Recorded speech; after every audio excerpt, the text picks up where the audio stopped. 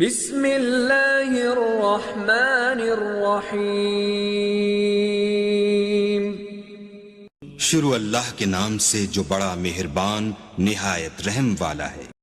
فاسألوا اہل الذکر ان کنتم لا تعلمون۔ پس اگر تم نہیں جانتے تو اہل علم سے دریافت کر لو۔ مینچن آباد سے بھائی محمد زبیر صاحب نے سوال پوچھا ہے۔ لکھتے ہیں مفتی صاحب، گیدڑ سنگی کیا ہوتی ہے؟ میں نے سنا ہے کہ جس کے پاس گیدڑ سنگی ہو وہ جو چاہے کر سکتا ہے۔ گیدڑ سنگی میں بہت طاقت ہوتی ہے۔ مفتی صاحب، لوگ اس کو سندور کھلاتے ہیں، الائچی کھلاتے ہیں، لونگ کھلاتے ہیں اور اس طرح کی کئی ساری چیزیں گیدڑ سنگی کو کھلاتے ہیں۔ مفتی صاحب، اس گیدڑ سنگی کے حوالے سے آپ کی کیا رائے ہے؟ کیا گیدڑ سنگی رکھنا جائز ہے؟ اور کیا گیدڑ سنگی سے متعلق جو کچھ عوام میں مشہور ہے کیا یہ سچ ہے؟ محمد زبیر: جی میرے محترم بھائی، گیدڑ سنگی ایک خیالی چیز ہے، جعلی چیز ہے، حقیقت کے ساتھ اس کا کوئی تعلق اور واسطہ نہیں ہے۔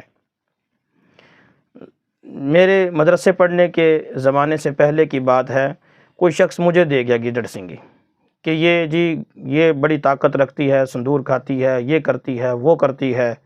میں نے اس کو رکھا۔ مجھے ایک میرے دوست تھے، میرے ایک تعلق والے تھے، بڑے نیک اور پارسا شخص تھے، اللہ تعالیٰ ان کو غریق رحمت کرے، اللہ تعالیٰ ان کو جنت الفردوس میں اعلیٰ مقام عطا فرمائے۔ میں نے ان کے سامنے ذکر کیا کہ چونکہ وہ اس طرح کی معلومات رکھتے تھے، یہ گیدڑ سنگی کیا ہوتی ہے، مجھے کوئی شخص دے گیا ہے۔ انہوں نے بڑی پیاری بات کی۔ سب سے پہلی بات یہ کی کہ گیدڑ کے سینگ ہی نہیں ہوتے، یہ کہاں سے آ گئی؟ اور اگر کوئی یہ کہے کہ گیدڑ سنگی سے مراد گیدڑ کے جو دو آنکھوں کے درمیان ابری ہوئی جگہ ہوتی ہے وہاں سے نکلتی ہے، یہ بھی جعلی بات ہے، حقیقت کے ساتھ اس کا کوئی تعلق اور واسطہ نہیں ہے۔ اگلی ایک عقلی بات یہ ہے کہ اگر یہ گیدڑ سنگی اتنی ہی طاقتور ہوتی تو اپنے آپ کو آزاد کروا لیتی، وہ تمہارے پاس آ کے قید ہونی تھی۔ تمہارے پاس وہ آ کے قید ہے، وہ بیچاری اپنا سندور نہیں کھا سکتی، وہ اپنی الائچی نہیں کھا سکتی، وہ تمہاری محتاج ہے۔ جو ہے تمہاری محتاج وہ تمہارے لیے کیا فائدہ کرے گی؟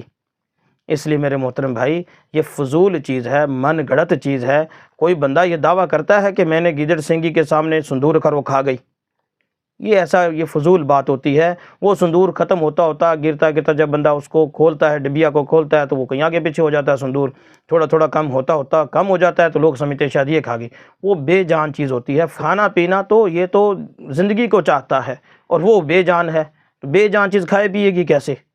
اس لیے میرے محترم بھائی، یہ گیدڑ سنگی والی بات یہ جہلا کی پھیلائی ہوئی بات ہے، حقیقت کے ساتھ اس کا کوئی تعلق اور واسطہ نہیں، نہ ہی اس میں کوئی ایسی کرامت ہے، نہ ہی اس میں کوئی فائدہ ہے۔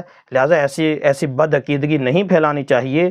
یہ بد عقیدہ لوگوں کی باتیں ہوتی ہیں، اپنے عقائد کو درست رکھنا چاہیے۔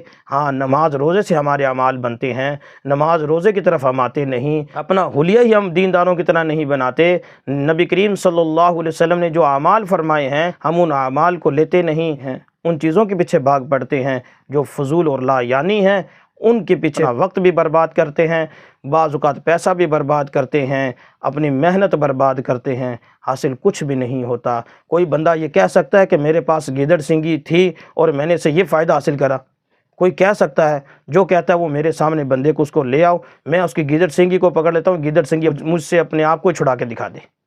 تو میرے محترم بھائی، ایسی بدعقیدگیوں سے بچیں، اپنے آپ کو بچائیں، اپنے دوستوں کو بچائیں، اعمال کی طرف آئیں، اعمال صالحہ کی طرف آئیں، نیک کاموں کی طرف آئیں جن سے ہمارا دنیا کا بھی فائدہ ہے، آخرت کا بھی فائدہ ہے۔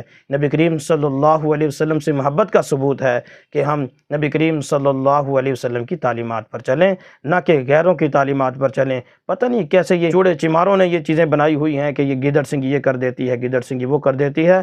ایسی کوئی بات نہیں، اس کی کوئی حقیقت نہیں، سر تپا جعلی بات ہے، لہٰذا یہ بے اصل اور فضول ہے۔